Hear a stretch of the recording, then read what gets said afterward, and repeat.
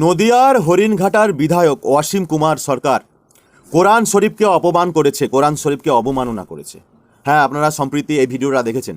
চলুন ভিডিওটা ভালো করে দেখে নিন একটু কি বলছে নদিয়ার হরিণঘাটার বিধায়ক ওয়াসিম কুমার সরকার এই কোরআন শরীফকে নিয়ে। ওরা কত বোকা বোকা হবে না কেন? যারা জেহাদি তাদের ওই মন্ত্রটাই আলাদা। তাদের মন্ত্র কোরআন, এটা লেখা আছে কোরআন তো কয় শয়তান মিলে কোরআন পরে লিখেছে।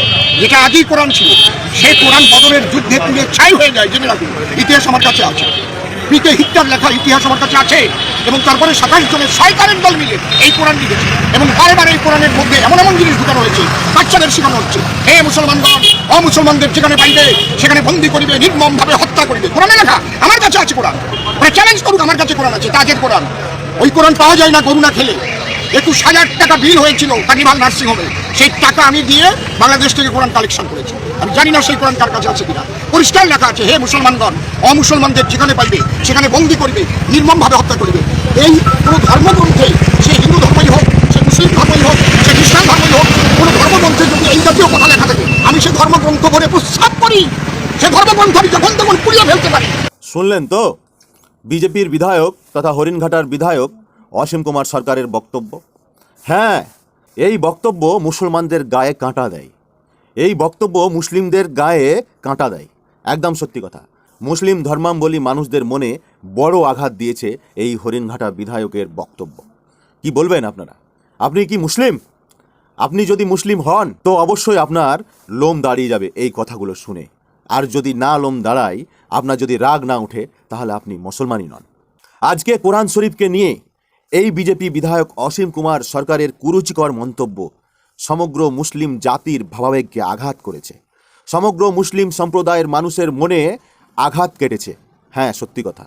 আমরা অনেকেই জানি এই অসীম কুমার সরকার একজন লোকসঙ্গীত, একজন লোকশিল্পী। বিভিন্ন অনুষ্ঠানে তিনি কিন্তু আগে গান করতেন, এখনও তার বক্তব্যের মাধ্যমে আমরা বিভিন্ন এলাকায় তার গান কিন্তু শুনে থাকি।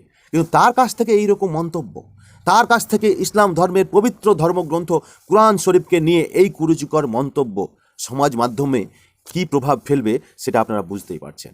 আজকে শুধু কোরআন শরীফ নয়, আজকে ভারতবর্ষের মুসলমানদেরকে ধরে ধরে টার্গেট করা হচ্ছে, ধরে ধরে মারা হচ্ছে, বাংলাদেশি তকমা লাগিয়ে দেওয়া হচ্ছে। ভারতবর্ষের তথা পশ্চিমবঙ্গের মুসলমানরা বিভিন্ন বিজেপি শাসিত রাজ্যে যারা পরযায়ী শ্রমিকের কাজে গেছে তাদের উপরে, তাদেরকে বাংলাদেশি সন্দেহে তাদেরকে পিটা হচ্ছে, তাদেরকে জিজ্ঞেস করে করে মারা হচ্ছে। তারা যখন বলছে তারা মুসলিম, মুর্শিদাবাদ থেকে এসছে, মালদা থেকে এসছে, তারা পশ্চিমবঙ্গ থেকে এসছে, এই উত্তরে তাদের প্রতি চড়াও হচ্ছে বিজেপি শাসিত রাজ্যের দুষ্কৃতীরা। কি বলবেন আপনারা? কখন আপনাদের জ্ঞান ফিরবে? এই মুসলিম জাতি কখন আপনারা বুঝতে পারবেন? এই মুসলিম সম্প্রদায়ের মানুষ কখন আপনারা সজাগ হবেন? একের পর এক আপনাদের উপর নিপীড়ন অত্যাচার করা হচ্ছে, তারপরেও আপনারা চুপ থাকবেন? আপনারা চুপ কেন? সম্প্রতি বাংলাদেশে ঘটে যাওয়া দীপু দাসের নারকীয় ঘটনা, এই ঘটনায় সরব সারা বিশ্ব। ঠিক উল্টো দিকে ভারতবর্ষে সংখ্যালঘুদের উপর নারকীয় ঘটনা। তাবরেজ আনসারি থেকে শুরু করে গত 24শে ডিসেম্বর উড়িষ্যায় ঘটে যাওয়া মুর্শিদাবাদের জুয়েল রানা হত্যাকাণ্ড, এই পরপর সংখ্যালঘুদের ওপর আক্রমণ, অত্যাচার, এমনকি বিজেপির বিধায়কের দ্বারা মুসলিমদের পবিত্র ধর্মগ্রন্থ কোরআন শরীফকে অবমাননা করা, সবই বিজেপির কিন্তু একটা চক্রান্ত, সবই বিজেপির কুচক্রান্ত। সত্য কথা বলতে কি, বিজেপি এমন একটি রাজনৈতিক দল, আরএসএস প্রচালিত এমন একটি রাজনৈতিক দল যারা শুধু মুসলিমদের উপর অত্যাচার করার জন্যই আজকে ক্ষমতায়, মুসলিমদেরকে মারার জন্যই তারা আজকে ক্ষমতায়। মুসলিমকেরা যেন তেন প্রকারে নিচু দেখাবার চেষ্টা করছে, মুসলিমকেরা যেন তেন প্রকারে হয়রানি করার চেষ্টা করছে, মুসলিমদেরকে এরা যেন তেন প্রকারে বিপদে ফেলার চেষ্টা করছে। এমনকি পরিকল্পিতভাবে মুসলমানদেরকে বিভিন্নভাবে কি করে ফাঁসানো যায়, বিভিন্নভাবে অত্যাচার করা যায়, এই পরিকল্পনায় এরা সর্বত্র করে থাকে। আজকে বাংলার মতন জায়গাতে, আজকে ভারতবর্ষের মতন জায়গাতে, যেই ভারতবর্ষ ডক্টর বি.আর. আম্বেদকরের সংবিধানের ওপর চলছে, ভারতের সংবিধানের ওপর চলছে, সেই সংবিধানকে উপেক্ষা করে কি করে একজন জনপ্রতিনিধি, কি করে একজন বিধায়ক মুসলিম ধর্মের তথা ইসলাম ধর্মের মূল ধর্মগ্রন্থ কোরআন শরীফকে নিয়ে এই কুরুচিকর মন্তব্য করতে পারে? কখন জাগবে মুসলিম ভাই তোমরা? কখন তোমরা সজাগ হবে মুসলিম ভাই বলো? আমি আপনাদের কাছে একান্তভাবে আবেদন করতে চাই, এই ঘটনা যে ঘটিয়েছে হরিণঘাটার বিজেপি বিধায়ক ওয়াসিম কুমার সরকার, তার বিরুদ্ধে প্রতিটি থানায় লিখিত অভিযোগ দায়ের করা উচিত। এবং আপনারা করুন, লিখিত অভিযোগ করুন। বাংলার সংস্কৃতিকে, বাংলার পরিবেশকে, বাংলার বাতাবরণকে খারাপ করার চক্রান্ত এই বিজেপি বিধায়কের বাংলার মানুষের মধ্যে সাম্প্রদায়িক বীজ বপন করার চেষ্টা এই বিজেপি বিধায়কের। বাংলার মানুষের মধ্যে হিন্দু মুসলমান চক্রান্ত করার চেষ্টা এই বিজেপি বিধায়কের।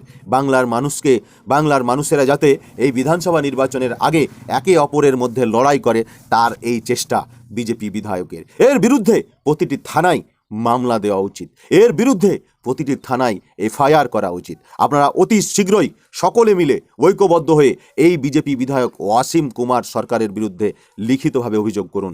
বাংলার বাতাবরণ, বাংলার সংস্কৃতি, বাংলার মুসলিম জাতিকে টার্গেট করে যেই বক্তব্য তিনি রেখেছেন, সেই বক্তব্য বাংলার মানুষের মধ্যে এক বিভীষিকাময় পরিস্থিতির সৃষ্টি করতে পারে। আমি আবেদন করব প্রশাসনের কাছে তার বিরুদ্ধে যথাশীঘ্রই ব্যবস্থা গ্রহণ করা হোক। এবং শেষে সমগ্র মুসলিম জাতি তথা সমগ্র বাংলার মুসলিম ভাইদের কাছে করজোড় করে আবেদন থাকছে, আপনারা কখন ঐক্যবদ্ধ হবেন, কখন আপনারা সজাগ হবেন? আপনাদেরকে বাঁটা হচ্ছে, আপনারা বুঝতে পারছেন না? আপনাদের কিছু কিছু নেতার কারণে কেউ সিপিএমে, কেউ কংগ্রেসে, কেউ তৃণমূলে, কেউ আইএসএফে, কেউ মিমে, এইভাবে আপনারা কত দিন বেঁচে থাকবেন? এভাবে আপনারা কতদিন টুকরো টুকরো হয়ে থাকবেন? কেউ আবার নতুন করে পার্টি করছে, জনতা উন্নয়ন পার্টির নাম দিয়েছে, বাবরি মসজিদের নাম করে মানুষের ভাবাবেগে আঘাত করছে। একদল যাচ্ছে তো একদল আটকে যাচ্ছে। কতদিন এভাবে আপনারা নিজেদের মধ্যে ভাগাভাগি করে থাকবেন? যতদিন আপনারা নিজেদের মধ্যে ভাগাভাগি করে থাকবেন, ততদিন আপনারা এইভাবে অত্যাচারিত হবেন, এইভাবে অবমানিত হবেন, এইভাবে আপনারা লাঞ্ছিত ঘৃণিত হবেন। আবেদন করব এই ভিডিওর মাধ্যমে সমগ্র মুসলিম জাতির কাছে, আপনারা ঐক্যবদ্ধ হন, আপনারা এক জায়গায় আসুন, আপনারা একই ছাতার তলায় আসুন, নচেত আপনাদের ওপর থেকে এই রকম বিভীষিকাময় পরিস্থিতি কখনো শেষ হবে না। আপনাদের উপর থেকে অত্যাচার কখনোই বন্ধ হবে না, আপনাদের উপর থেকে লাঞ্ছনা, ঘৃণা, বঞ্চনা কখনোই বন্ধ হবে না। সকলকে ভালোবাসা জানিয়ে আজকের ভিডিও এখানেই শেষ করছি। ভিডিওটিকে অবশ্যই শেয়ার করে সকলের মধ্যে পৌঁছে দেবেন এবং এই হরিণঘাটার বিজেপি বিধায়ক ওয়াসিম কুমার সরকারের বিরুদ্ধে বাংলার প্রতিটি থানায় এফআইআর করুন। জয় হিন্দ, জয় বাংলা। ভালো থাকবেন সকলে, নিজের খেয়াল রাখবেন। ধন্যবাদ সবাইকে।